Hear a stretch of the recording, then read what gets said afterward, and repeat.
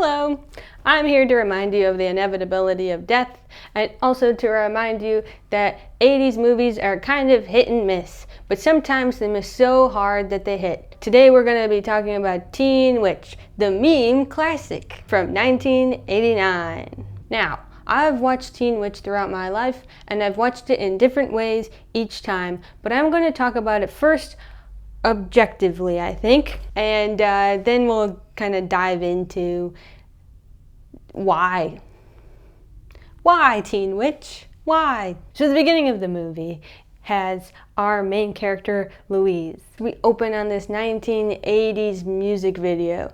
We meet our main character, who is dressed in full 80s attire on a rooftop in the city. The wind is blowing, the lights are blue and red. It is very, very 80s, very, very music video, very, dare I say, cinematic. It's very cool looking. She has this extremely slow choreographed dance with her love interest, Brad.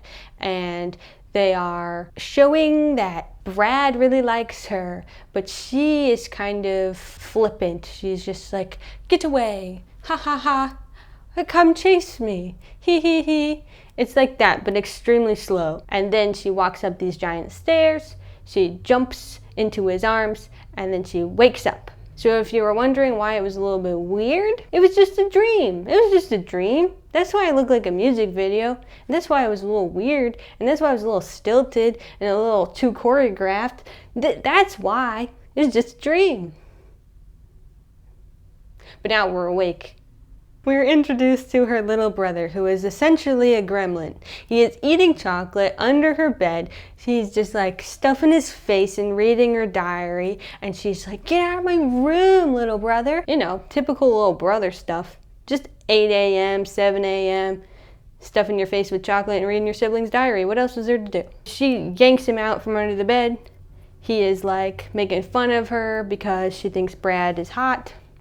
And he is reciting her diary, and her diary, man, she writes everything in there about her erotic dreams. And so he is like calling Brad a red hot lover. You know, typical sibling banter.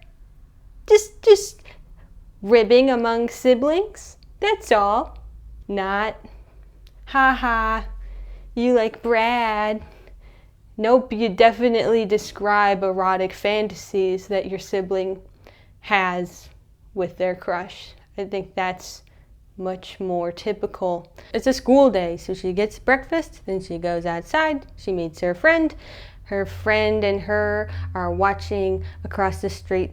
There's the popular girl neighbor getting into the car of her boyfriend, Brad. Oh no, the same Brad from the music video? But he's driving a Walkman? They see this popular girl, they're commenting on how scantily she's dressed. She's dressed too provocatively for school. Ooh. She is wearing a sweater and an A-line jean skirt, which I guess in comparison to the 3 trench coats that Louise and her friend are wearing, seems like not much. Boy, the world's different now. A sweater and a jean skirt? You could go to church in that. Because it's cinema, we have this juxtaposition where Louise is across the street from the life she wants. There's 2 sides. There's the popular side, and then there's her.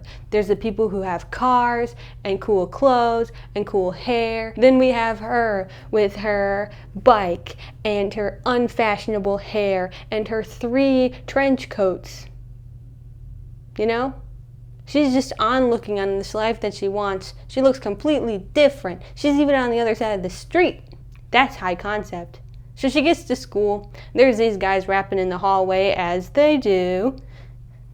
The 80s was so cool. These rappers are stellar, and they do it the whole movie. The whole movie. Okay, so get ready. If you like this rap, you'll get about 4 more. Even though they all got to school at the same time, and she wasn't like in a hurry, somehow she was late for class.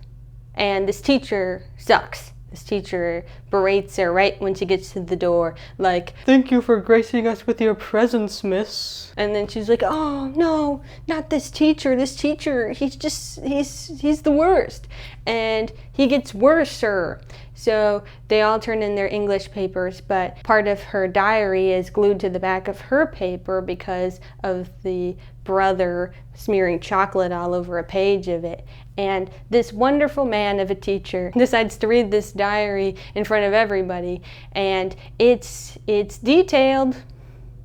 It's detailed, and it name drops Brad because it's a diary. Like, why wouldn't you? No empathy on the teacher's part. So that's fun. So she has a hard life, you know. Everybody hates her. Her brother's a little weirdo. Her teacher just hates her for no reason. She has no car, and she dresses like a big dork, according to her.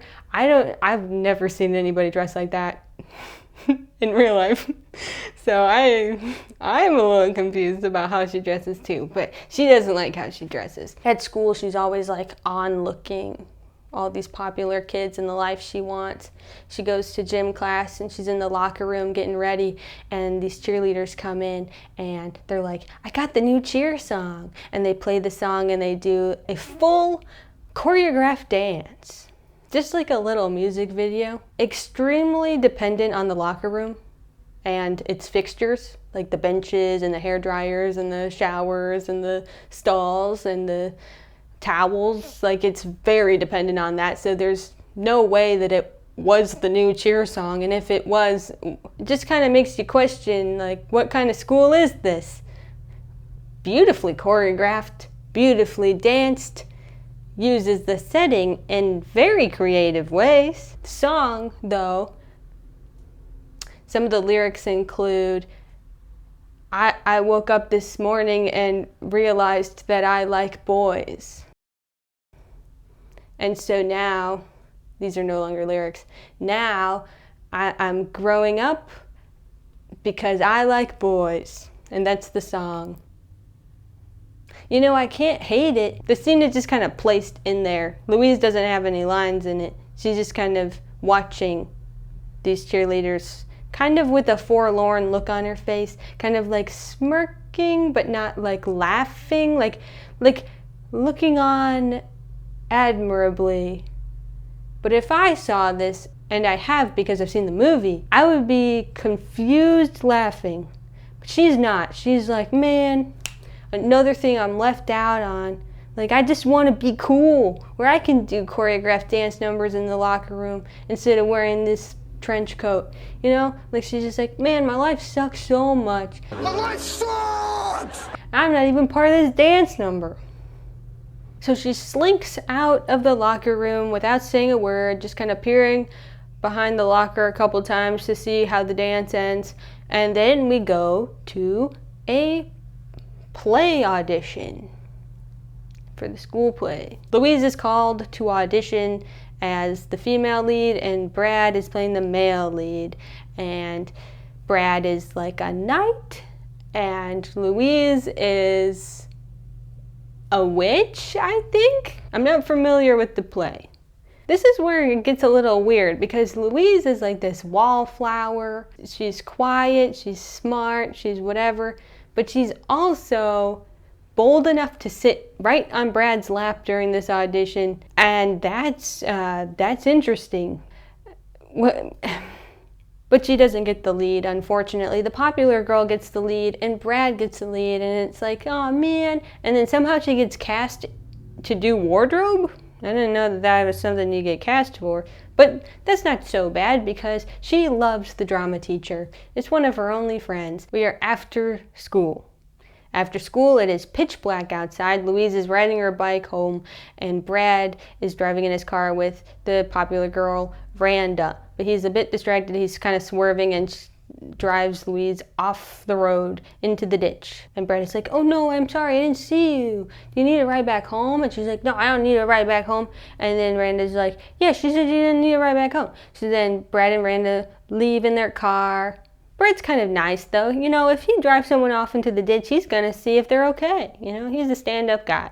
But Louise is like, No, all embarrassed, and she got driven off the road. Then she finds out that her bike tire is busted.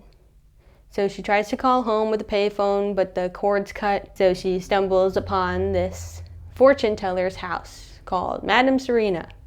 And Madame Serena is like, I don't have a phone, but you should come in. I'll tell your fortune. And she's pretty much just trying to scam her. She's like, how much money do you have? She's like, I got $6. And she's like, okay, well, give me the $6 and I'll read your palm. And then so she's like, okay, sure, read my palm. And then Madame Serena's like, you will meet the love of your life, blah, blah, blah, yada, yada, yada, give me your money. And then she's like, wait a second. What is your name again? She's like, Louise Miller. And she's like, Miller? You're almost 16, aren't you? And she's like, yeah. And she's like, your birthday's next week and you're gonna get powers and stuff. And she's like, okay. And then she leaves. Somehow she gets home. I don't know. Despite her bike. We have this random scene with a sex ed class where the rapper raps about a Roger, a loved one, a joystick, dong. And everybody laughs and everybody chants about condoms. Condom, condom, condom. And then the scene ends. So then it's later. It's pitch black outside.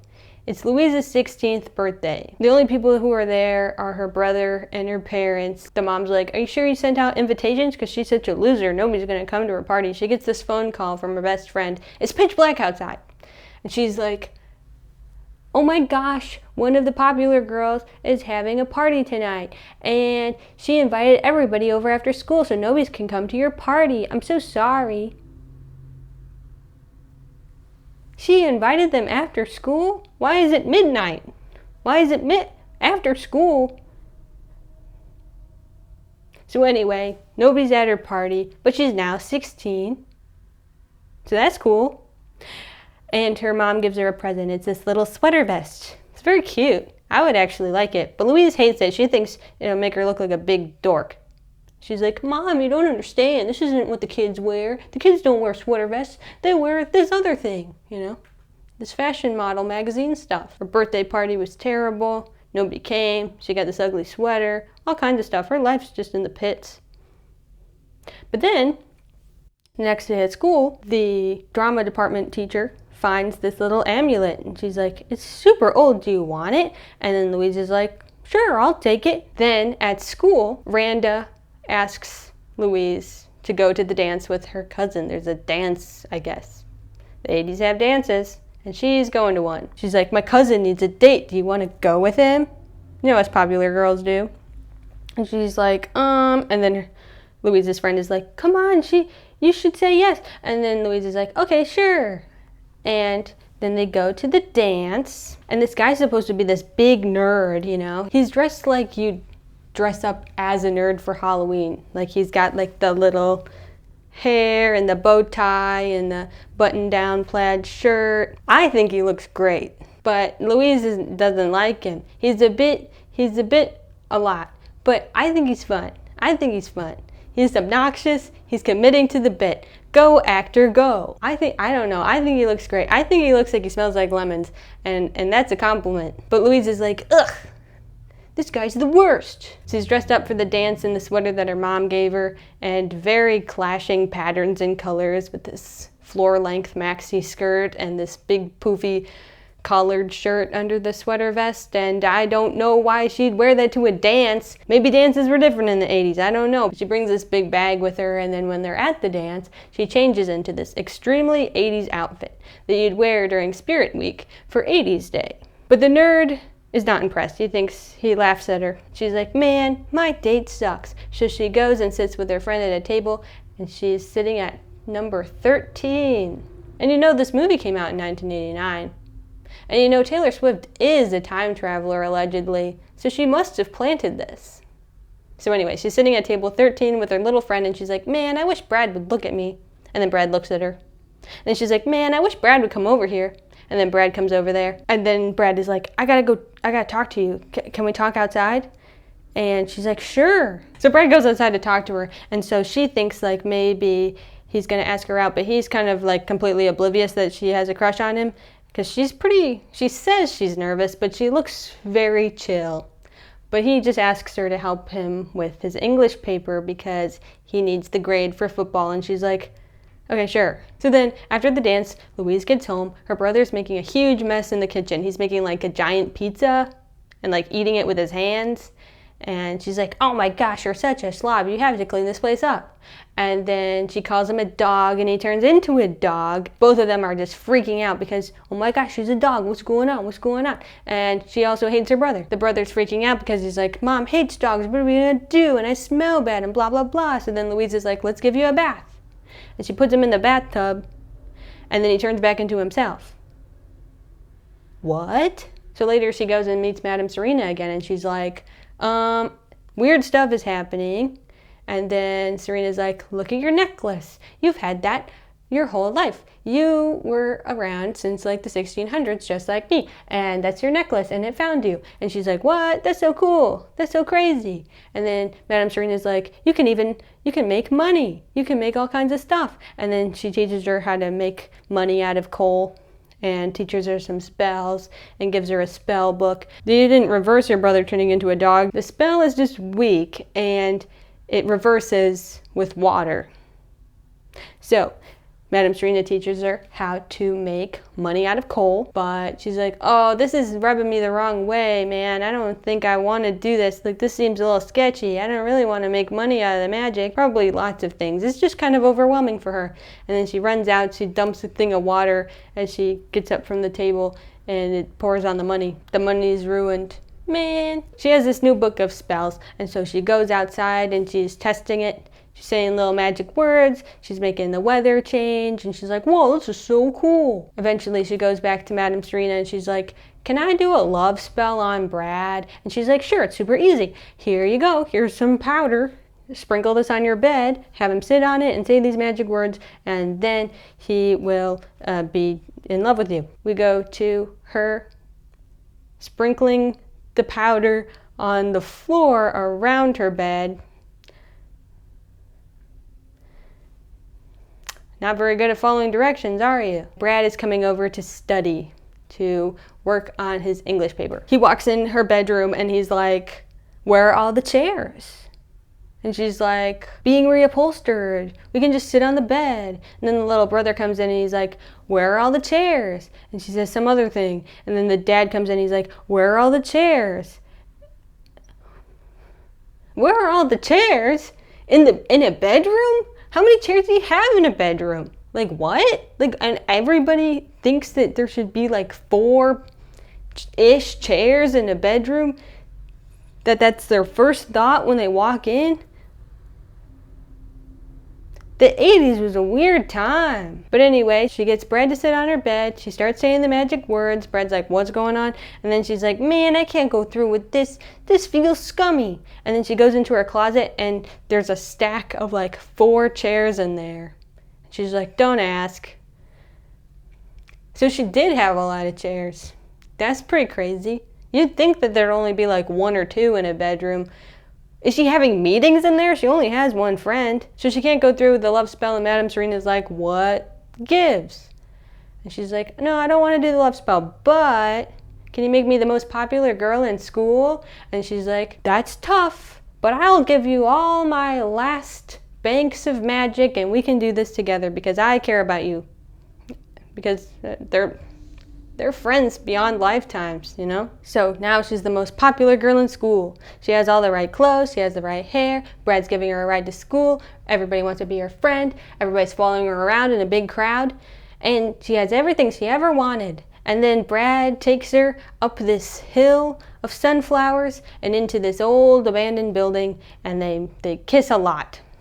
And it's like another music video type deal. There's no talking. It's just a lot of walking around and being like, follow me, and kissing. Way too much kissing. Way too close kissing. Very uncomfortable. Cover the screen kissing. Yuck.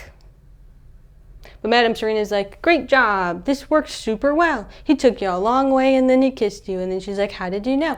And then Madame Serena's like, I know everything. But she's so popular. Everybody's copying her fashion.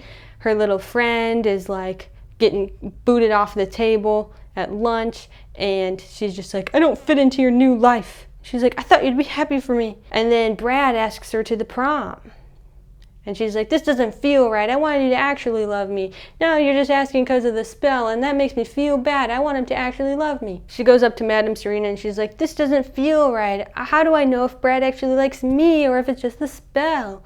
And then Madame Serena's like, well, everybody falls out of love eventually, and like, you know, what can you do? Who cares if it's a spell or not? She's like, well, I don't like it. I don't like it. And this whole time, Brad has not broken up with Randa.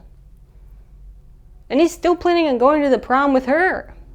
But he's making out with Louise in an abandoned building with sunflowers? What kind of guy is this? So anyway, Louise is a bit upset about her new life. She's like, it's so hard having crowds of fans in my yard.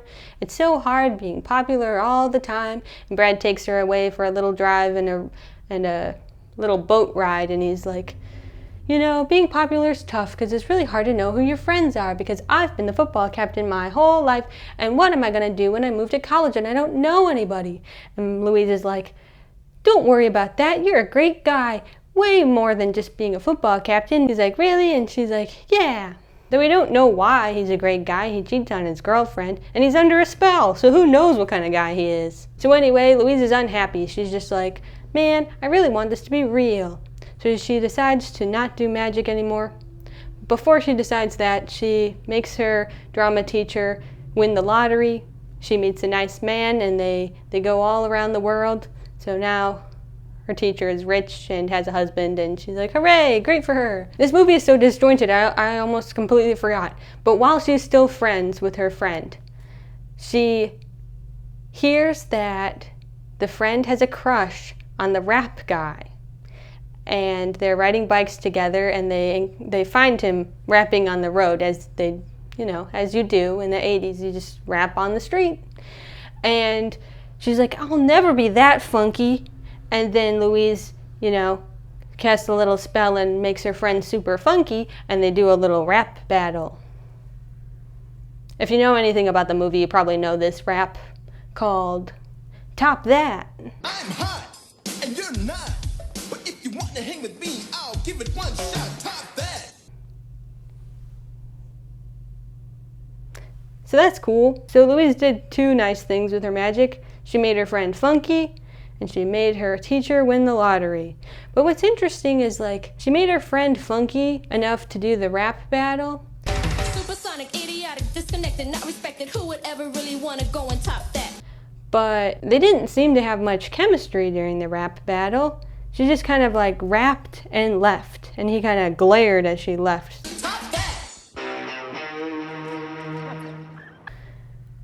That didn't give major crush vibes to me. Sparks weren't flying, but they might, you know, be able to do a nice little rap career together. I don't know. But anyway, now we're at the end.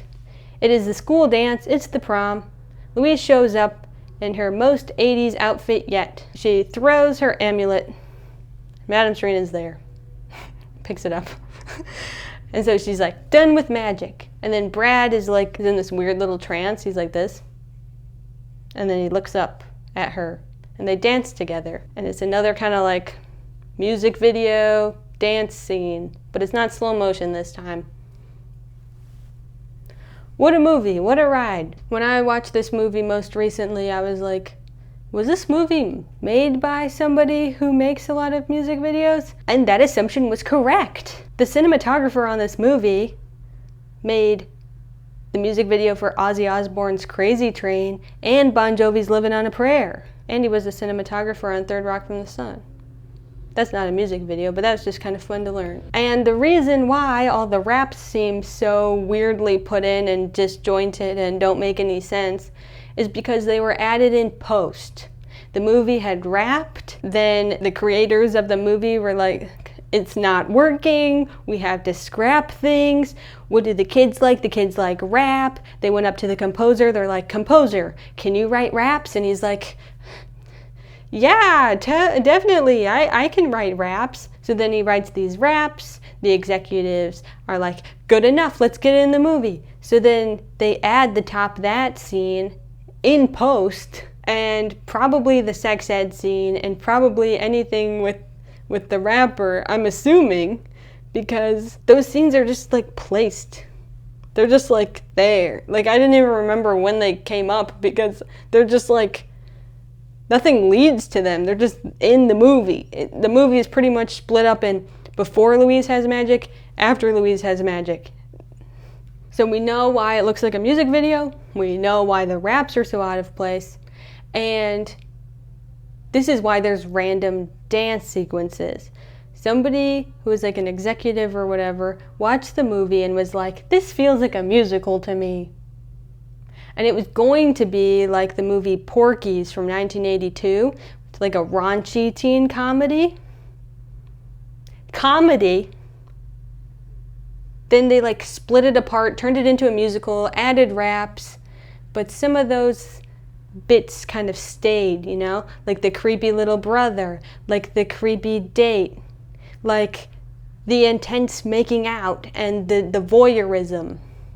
Like those parts stayed, but it feels like 3 different movies because it was 3 different movies. And this movie feels like somebody saying like, what do the kids like? The kids like fashion model clothing and hair. The kids like making out. The kids like rap. And so they just put it all in there, and that is what it is. It feels like that because it is what it is. And it's also really interesting because when I was a teenager, I'm like, this movie's ridiculous. Teenagers don't act like this. And then as an adult, I'm like, wow, that was just what it feels like to be a teenager, huh? Wow, then teenagers would love this. So I think I'm starting to get that veil over my eyes that adults get when they think that kids are just little adults, and they're not, you know? The little brother in the movie bants like an adult. He doesn't bant like a child sibling. He uses way too pointed, direct, correct context words, whereas a child would just be like, ha ha, you like Brad, you know, not describing what it's like to kiss him. Those are very different. But an adult sibling might be like, I know how to push your buttons more specifically. That would still be super weird, but I mean, like, that's more of like an adult interaction than teenager interaction, you know? The context is different. The knowledge about the subject matter is different. The goal of the altercation is different. What a ride. Well, I hope you had fun. I had fun. You can watch Teen Witch on YouTube free with ads almost all the time. So you can go watch it, and I'll link it. And I'll link my other articles about if you want to deep dive more into all this weird stuff about how it was made and how I figured out how it was made, because it's wild. Thanks so much for watching. I've been Mint Tea, and you've been the audience, and I'll see you next time. Bye-bye. It's complicated, but I wrote a song about it. I like boys. Oh my God.